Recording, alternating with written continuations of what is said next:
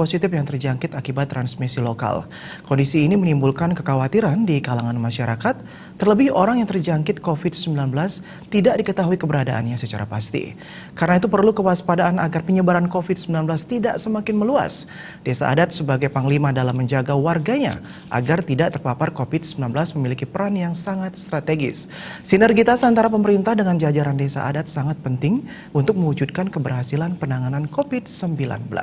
Nah, seperti apa desa adat menyikapi kasus COVID-19 yang semakin meluas? Saat ini kita sudah tergabung dengan Bendesa Adat Pagan Denpasar, Bapak Wayan Subawa. Selamat malam Bapak, Om Swastiastu. Selamat malam Dwi, Om Swastiastu. Baik Pak Wayan, bisa dijelaskan kepada pemirsa Bali TV ini dalam menangani kasus COVID-19 yang sejak sebulan muncul terus meningkat, apa yang telah dilakukan desa adat dalam menyikapi kasus pandemi ini, Bapak? Terima kasih. Jadi para pemirsa yang berbahagia, salam rahayu. Mohon izin kepada semua bendesa adat, mudah-mudahan apa yang saya sampaikan tidak jauh dari keinginan bapak-bapak semua. Sebelumnya saya ingin menjelaskan terlebih dahulu bahwa desa adat ini sebetulnya sudah ada sebelum bangsa Indonesia merdeka. Bahkan punya andil dalam mewujudkan, mempertahankan dan mengisi kemerdekaan. Bukan hanya saat ada COVID-19. Bukan pula karena diakuinya desa adat sebagai subjek hukum dalam undang-undang. Para pemirsa yang berbahagia, sebagaimana kita ketahui bahwa COVID-19 membawa dampak luar biasa dan tidak terduga terhadap kehidupan umat manusia, terutama menyangkut masalah kesehatan, ekonomi, sosial, politik, dan keamanan. Banyak masyarakat terpapar virus corona, kehilangan mata pencaharian, stres, khawatir atau was-was, pilkada tertunda. Nah, kami dari desa adat tentu bersama dengan desa dinas, pemerintah daerah, bersama-sama dengan TNI Polri melakukan langkah-langkah antara lain. Pertama, membentuk Satgas yang bertugas untuk mensosialisasikan bahaya dan cara pencegahan COVID-19. Misalnya, pengumuman keliling, kemudian memasang stiker-stiker atau baliho. Berikutnya adalah membantu masyarakat dalam upaya pencegahan.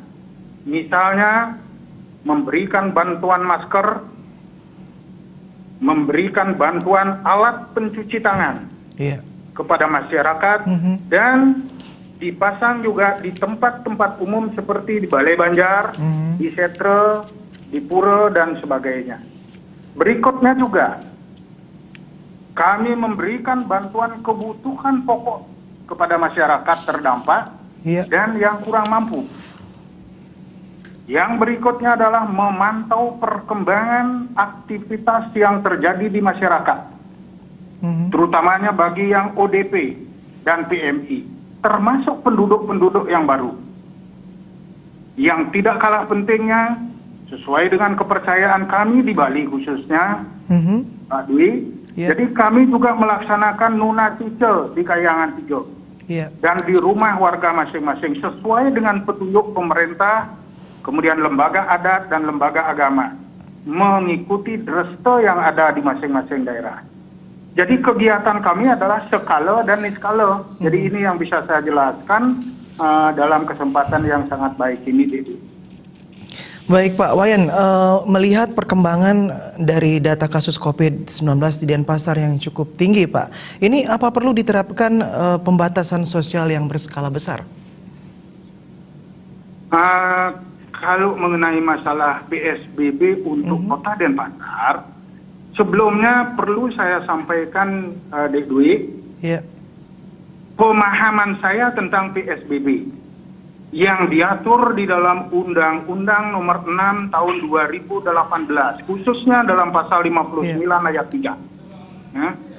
dan ditindaklanjuti dengan Permenkes nomor 9 tahun 2020. Di mana di dalam undang-undang tersebut, PSBB ini, jadi biar kita ada kesepahaman dulu, ada pemahaman, itu adalah peliburan sekolah dan tempat kerja.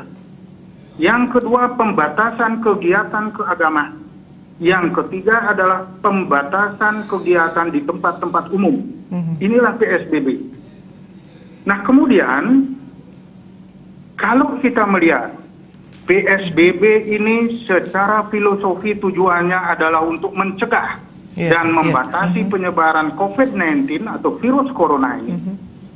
Bila kita bertitik tolak dari hal tersebut, maka langkah-langkah PSBB ini adalah pencegahan, sekali lagi adalah pencegahan dengan cara membatasi aktivitas masyarakat. Terkecuali dalam 8 hal.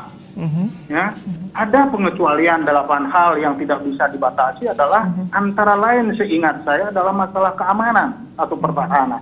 Yang kedua kesehatan. Yang ketiga tentang komunikasi.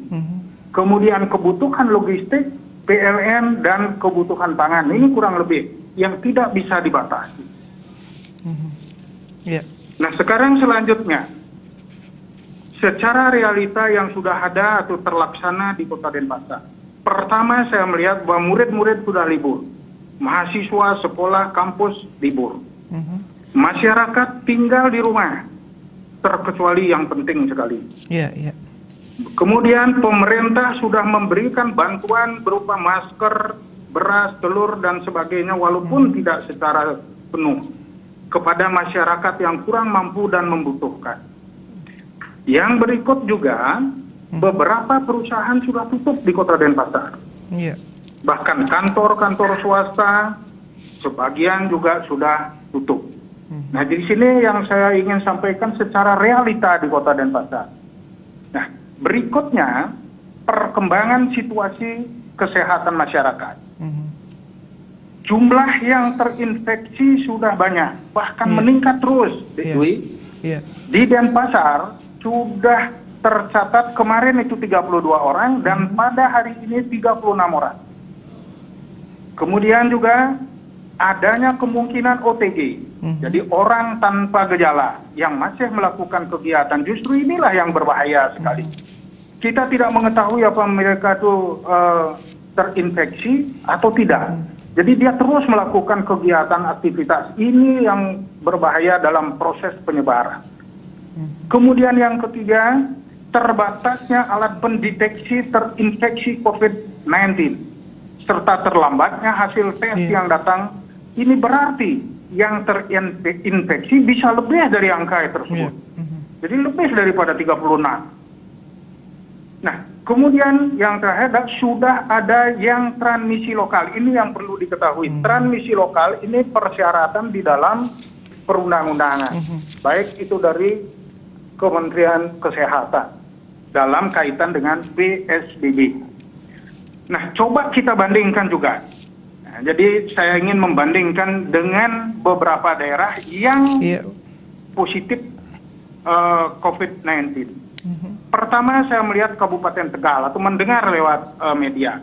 Ya, jumlah di sana baru 7 sudah PSBB. Kemudian Pekanbaru 14, ya, itu sudah PSBB. Sedangkan Denpasar sudah 36. Nah, ini perlu dipahami semua masyarakat. Berdasarkan pertimbangan filosofi, realita dan perkembangan serta membandingkan dengan daerah lain, maka menurut saya Denpasar sudah pantas PSBB. Baik, Pak. Dan di dalam pertemuan yang kami sampaikan, Pak Wali sependapat, tetapi masih akan dikaji oleh tim di kantor Wali Kota Denpasar. Pak Wayan, Pak Wayan, ini pemerintah telah melakukan beberapa kebijakan ya untuk menangani COVID-19. Nah, apa saran Bapak kepada pemerintah terkait pandemi COVID-19 ini, Pak? Jadi dalam kaitan dengan pertanyaan ini sebetulnya inilah yang paling sulit bagi saya karena berhubungan dengan sensitivitas perasaan pejabat. Ya, jadi ini satu hal yang cukup menyulitkan saya untuk menyampaikan jawaban, tetapi didasari oleh niat saya yang tulus demi kepentingan bersama, maka saya coba memberikan saran. Pemerintah memang sudah banyak berbuat untuk mengatasi COVID-19. Tetapi ada ungkapan orang bijak ya, yang perlu kita coba simak. Sedia payung sebelum hujan. Kemudian ada juga ungkapan dalam bahasa daerah, de kasep tangkis. Dari kalimat tersebut, Dek Dwi, mengingatkan kita jangan terlambat mengambil langkah kebijaksanaan. Jadi saya garis bawahi adalah kebijaksanaan. Padahal tanda-tanda sudah ada. Jangan menunggu sudah banyak korban, baru kita melangkah. Akhirnya langkah itu kurang bermanfaat. Sedangkan fungsi hukum sepengetahuan saya adalah perlu adanya kepastian, perlu nanti menuju keadilan dan bermanfaat. Ada 3 fungsi hukum yang perlu kita jadikan acuan. Nah kemudian coba kita lihat. Sekarang Bali dengan angka 150 yang transmisi lokal adalah 26. Kemudian kita bandingkan dengan Sumatera Barat. Sumatera Barat hanya 76. Dia sudah PSBB. Nah ini suatu bahan yang perlu kita jadikan pertimbangan. Memang Bapak Gubernur sempat menyampaikan bahwa kita belum atau masih jauh dari itu berorientasi kepada aturan yang mungkin beliau jadikan acuan. Tetapi menurut saya di dalam keputusan atau peraturan Menteri Kesehatan menyatakan tidak menyangkut masalah jumlah. Itu diatur di dalam pasal 9 ayat 1 dan ayat 2 peraturan Menteri Kesehatan. Di sananya disebutkan adanya peningkatan kasus, adanya transmisi lokal, dan adanya kesiapan daerah. Ini yang disinggung di sana. Sehingga berdasarkan apa yang saya jelaskan tadi, saran saya sebaiknya Bali mengajukan PSBB. Baik secara menyeluruh maupun secara sebagian. Sehingga terputus penyebaran COVID-19. Yang kedua saran saya, Dek Dwi, pemerintah di dalam situasi seperti saat ini, di mana masyarakat dihadapkan dengan perasaan was-was, kemudian dihadapkan dengan masalah isi perut, masalah kejiwaan, maka saya menyarankan pertama, pendekatan jangan menonjolkan kewenangan. Jadi sekali lagi menonjolkan kewenangan, jangan. Tetapi adakan komunikasi dengan masyarakat. Karena ingat, sila keempat Pancasila itu adalah lebih mengutamakan kebijaksanaan dan musyawarah untuk mufakat. Bukan kekuasaan atau kewenangan. Yang mana sebenarnya kewenangan bersumber dari rakyat, diberikan kepada presiden melalui pemilu, dan dibagikan kepada para pejabat baik di pusat maupun di daerah. Yang kedua saran saya, hargai pendapat masyarakat yang nantinya tentu masyarakat juga akan mengikuti arahan pemerintah. Yang ketiga, berikan masyarakat kebutuhan rohani seperti penayangan hiburan berseri, kemudian penayangan kegiatan olahraga di samping kebutuhan pokok bagi masyarakat yang membutuhkan. Jadi ini yang bisa saya sampaikan sebagai saran kepada pemerintah. Baik, Pak Wayan Subawa, terima kasih atas waktunya untuk malam hari ini dalam Bali Post Top News. Dan pemirsa tetaplah bersama Bali TV. Salam Indonesia.